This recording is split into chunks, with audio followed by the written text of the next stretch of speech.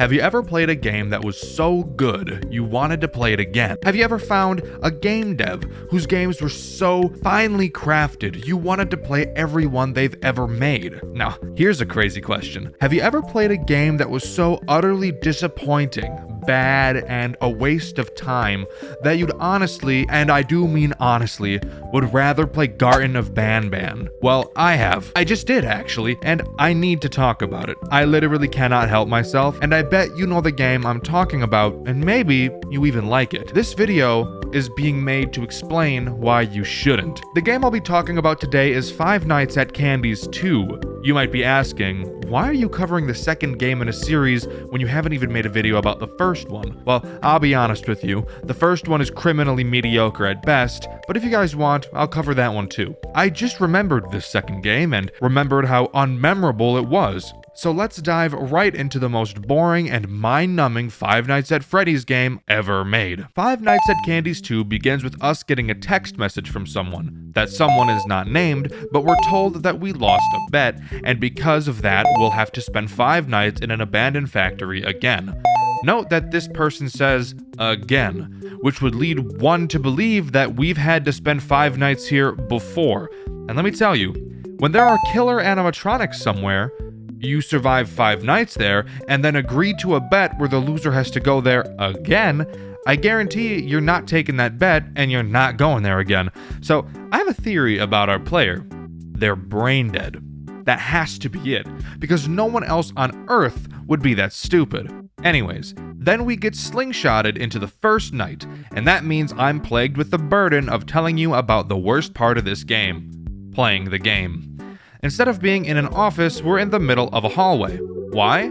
Because we're the king of making bad decisions. There are several rooms with only one entrance, but we instead choose to sit in the one room in the building that has about 6 fucking entrances, so our chances of living are as small as possible. It's also a good idea to mention that this hallway we're in is darker than the abyss, so seeing is impossible, but don't worry. We came prepared with the worst possible form of light that we could possibly think of. An old-ass camera that has a flash. Again, remember, we've been here before, for 5 nights, and we came back with a terrible form of lighting even knowing how fucking dark it is. Brain dead. I will continue to emphasize this. Brain dead. Do we have a camera system? I hear you asking. Of course we do. Is it good? I hear you asking. Not even a little bit. Looking at the camera, you'll see a bunch of phone symbols. For some reason, almost every room in this building has a phone in it. Now remember that this building is supposed to be a factory. Why would there be a phone in every room in a factory? Have you ever worked in a factory?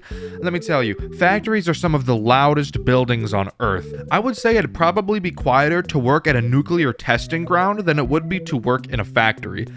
On top of that, because of how loud factories are, most will have you wearing earplugs, so I guarantee you that nobody who's working in this factory would ever in a billion years be able to hear any of these phones ringing. But let's stop being literal and talk about why they're here. Similar to Five Nights at Freddy's 2, there are no doors. So how do you keep the animatronics from fingering your butthole? Well, we use the phones to lure them around the building, just like the Balloon Boy laugh from Five Nights at Freddy's 3. The key difference between this system and the system from FNAF 3 is, where the laughing system from FNAF 3 is good, the phone system from Five Nights at Candy's 2 fucking isn't. Let me explain. So in FNAF 3, you can use the Balloon Boy laugh in whatever room you want, and Springtrap will move to that room as long as he's in a room that is adjacent to it. Makes sense. In Five Nights at Candy's 2, you can use the phone in whatever room you want, but animatronics will only move to it if they're in the main hall where you are, and the reason given is, the only room that they can hear the phone in is the main hall. Please, tell me how that makes any sense at all. Even if an animatronic is directly next to the room you use the phone in, they can't fucking hear it. But if they're in the main hallway and you use a phone in the furthest possible corner of the room 847 meters away, they'll jump on that shit. That makes no sense. Now you might be wondering, what happens when they get to the room of the phone you rang? Good question. They fucking disable it. Great. Now I have a question. Why are they going after the phone? It's a phone. Who cares? In Five Nights at Freddy's 3, the reason Springtrap went after the Balloon Boy call was because it sounded like a child, and Springtrap had pedophobia, unlike Dr. Disrespect. But this is just a phone. What reason do the animatronics have to attack this phone? I actually have a theory about that. Because the phone call ring is the most annoying sound on the face of the planet. Don't believe me? This is what it sounds like. Isn't that the worst? Get ready to hear that for your whole playthrough, because it's the main fucking mechanic of the goddamn game. I still haven't even mentioned what happens on night 1. So to start, there's no phone calls. Thank God. If I had to hear the phone ring even one additional time, I think I'd rip an infant in half. And the only animatronic that's active on night 1 is Cindy. And let me tell you, she's got hips like Judy Hopps, I'm not even gonna lie to you. Cindy is pretty boring overall. She just moves around. Call phones and make her move, mazel tov. But let me tell you, she moves at about Mach 20. You'll call a phone, causing her to leave the hall, and within about 10 seconds, she's already back into the hallway again. So you get to hear the oh-so-good sound of the phone again and again and again. I love life. Just kidding. No, I don't. This game does something pretty interesting. Once you beat a night, you'll get a minigame. Night 1's minigame has you play as Chester the chimpanzee. In it, you walk around what I assume is the building from the first game. You walk down into the office, grab a key, and unlock what I'm guessing is a back room. However, we don't get to see what's inside before the minigame ends. Cool, I guess. Anyways, let's move on to Night 2. Night 2 introduces a new animatronic, that being Chester. Remember him? You should. I just talked about him quite literally about 15 seconds ago, so I hope you would. Chester has a mechanic more unique than Cindy's, so that's good at least. Chester will start going quite literally apeshit on one of the vents in a random room. Can you guess how to deal with him? Can you? I'll wait. Ding ding ding! We have a winner! You fucking use the fucking phones to fucking scare the fucker away. God, fuck, I can't stand the phones. I'm gonna shart and then I'm gonna piss on it. Fuck, I'm sorry, I need to relax.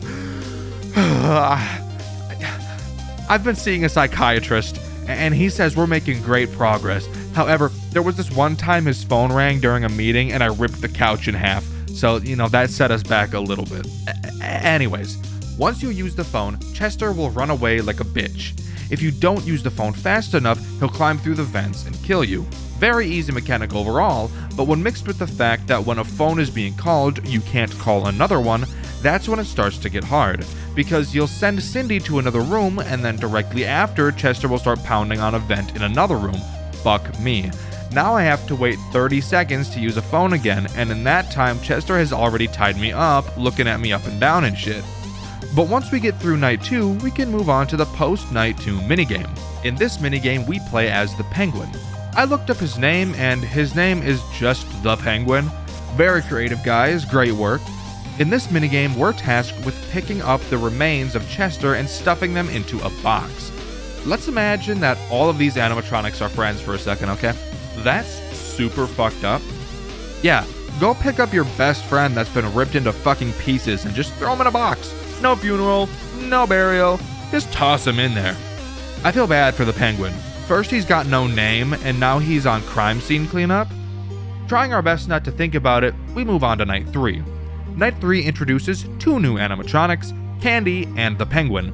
Candy is boring as fuck, literally just doing the exact same thing that Cindy does, which makes you wonder, what was even the point? The Penguin, however, does do something pretty interesting. The Penguin can randomly appear on any camera. If you look at him for too long, he will disable your cameras for a while, making you unable to look at them, retroactively making it impossible to call the phones, which is arguably a good thing, because I'd rather put a gun in my mouth than listen to the phone ring again. Now, I'm gonna pause real quick and ask you guys, does this mechanic sound a little familiar to you? Well, that's because it's quite literally just Balloon Boy's mechanic from Five Nights at Freddy's 3, with borderline zero differences. Ah yes, originality, how uncommon you are. But hey, it is better than Candy, to be fair, because the frequency in which I have to repeat myself in this script is making my ears ring. Ring? Hold the fucking phone, oh ring! Post night 3 minigame time. Aren't you excited? You better be excited. In this minigame, we play as Blank. Our task here is to pick up 4 drawings. I would say that's irrelevant, but if you spend as much time as I do looking at and studying FNAF games, you'd know that Blank's purpose is to literally be drawn on by children, so this actually makes a little bit of sense. 3 of the drawings don't really mean dick, but there is one drawing I'd like to draw your attention to, only because it's the only thing in this game that I think is unsettling. A drawing of a sad kid with the text, "Where's Chester?" It's just unsettling because we know what happened to Chester, but this kid doesn't. It's a very small detail, but I have to do my best to find something positive in this dumpster fire of a game. After we collect all 4 drawings, it's time to move on to Night 4. Night 4 literally introduces no new animatronics. So we're just going to talk about the post-Night 4 minigame. I'm going to be honest with you guys because we're friends, pals, homies, some might even say buds. This minigame has no fucking purpose existing. You can tell that the dev just thought, oh fuck, I can't think of another minigame with substance, and then made this minigame. In this minigame, you play as Cindy, and your task is to walk down to the office, grab Candy's tie, and give it to him. That's it. You know, I can tell that this script is going to be shorter than I usually like them to be already, but when you give me 0 content to work with, game, it makes it significantly more difficult to lengthen the script out so that the viewers have more fucking content. But I guess I'll just go fuck myself then, and we'll move on to Night 5. Night 5, thankfully, introduces a new animatronic for me to complain about, Blank. Technically, Blank can come in Night 4, it's just super unlikely, but we're not going to talk about that. Can you guys guess what Blank does? If you guessed the exact same fucking thing that Candy and Cindy do, you're fucking right.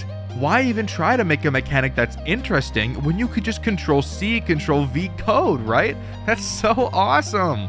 But as far as I can tell, Blank does at least do something different from Candy and Cindy. If you call the phone that's in the room he's in, he will disable it almost instantly, and that's about all that's different. Boring ass, dumbass, bitch, robot, bitch. You know, I really honestly wish I had more to talk about when it came to this game, but of course, it's a disappointment of a game, so I really don't. But we can talk about the post-Night 5 minigame. The post-Night 5 minigame actually has a lot of substance to it, so I thankfully actually have something to talk about. In this minigame, you play as Candy, and your goal is pretty unclear. As you wander around the building, you stumble into a room where you see police officers guarding the doors, with police lights flashing on the outside of the building. As you walk into the office, you see the corpse of what appears to be another police officer, and deep laughing can begin to be heard. As you continue to walk around the building, you'll notice that the door that Chester unlocked in the first minigame is now open. As you go to walk up to the door, 3 police officers bust the door down and tase the fuck out of Candy's plump ass. Isn't it crazy that this minigame has been more fun than the entirety of the rest of the game combined? God, you know, this should have been the game with absolutely nothing else, and I probably would have had more nice things to say about it. But let's move on to Night 6, because it's FNAF, so of course the title of the game is a lie. Night 6 removes every single animatronic we've seen so far, but adds 2 new ones, the rat and the cat. I'm sorry, did I say adds? I meant replacements, because these 2 animatronics literally add nothing new to the game. Both characters act the same way Candy and Cindy do, but the cat also has Chester's ability to pound on the vent, and the rat has the penguin's ability of forcing your cameras to reboot if you look at him for too long. Is this night good? Literally no. Is it unique? Literally no. Did I have a good time playing it? Literally no. Did I have a good time playing this game at all? Literally no. Am I having a good time writing this script? Kinda, I guess. There's only so much you can write about when the dev of the game shits in their hand and gives it to you with a sticky note attached that reads Five Nights at Candy's 2. But whatever. Post-Night 6 minigame time, I suppose. The Post-Night 6 minigame also has a lot to talk about. Hilariously more to talk about than the actual base game. This minigame starts with us playing as Old Candy, as we follow a shadow Candy around the building. He leads us to an open door with a worker inside. As we approach this worker, he turns around and is rightfully frightened and tases the fuck out of us. Usually that's where these minigames would end, but we actually get to continue. Next, we're back in the body of blank with the task of picking up a bunch of pictures again, with the final picture being a drawing of Shadow Candy, and as the picture leaves our screen, we see Shadow Candy behind us and then he clanks Blank's cheeks. Bars. However, we're still not done playing this minigame. Next, we're back playing as Old Candy and again are tasked with following Shadow Candy around the building. We walk past a man in a black vest who looks very upset, and Shadow Candy leads us to the office where we find a crying child. As we walk up to the crying child, they get up and stop crying and prance out of the room all happy and shit. Continuing to follow Shadow Candy, he leads us back to the man in the black vest we saw earlier to find him grabbing the child we found by the head, based, and the child is crying. We walk up to the man and presumably bust it down freaky style with him and split him in half like a log. And that's the end of this minigame. I honestly appreciate this game doing something that at least feels like progress and understanding. However, that's where my critiques end for this game, because that's the fucking end of the game. Do you feel fucked? I feel fucked. This game just bent me over and fucked me.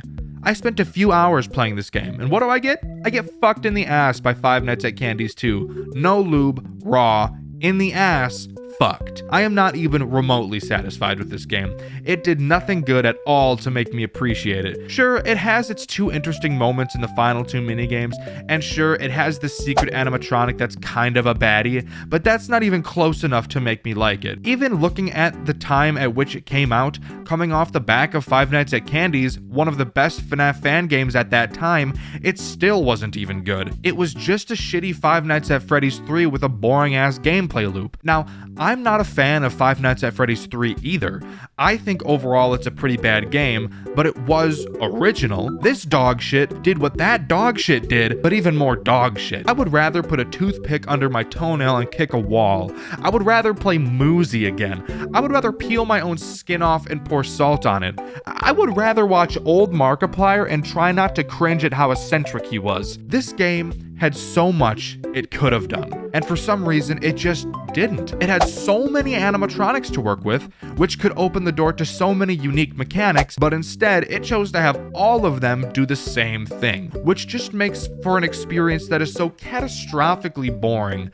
The gameplay felt useless, the minigames felt useless, and the fucking phone call makes me want to strangle a baby deer. But let me know what you think. Do you think this game is actually a masterpiece, or have you realized that you were blinded by nostalgia? I'm super interested to see what you guys have to think. In the last video, I asked you guys if you thought Five Nights at Freddy's Secret of the Mimic was going to be good or not, and my favorite comment was this one by Ryko Janes. They said that they thought the game was going to be dog shit, and sadly, I agree with that. I have no trust in Steel Wool after seeing what they did with Security Breach. Those games were franchise ruining, and there's literally no arguing that. I don't have high hopes, but in the back of my mind, I do hope they prove me wrong. The question of this video is, do you think Five Nights at Candy's 4 will come out? And if it does, do you think it'll be any good, and why? Also, I have a super cool announcement to make. Recently, I've released my first game, Zach's Game. It's a super fun survival horror game about playing a card game against a serial killer. I'll have a link to it in the description below. I think you guys will really enjoy it. It's really fun and definitely worth your time. With the question of the video being asked, I've been Dexter,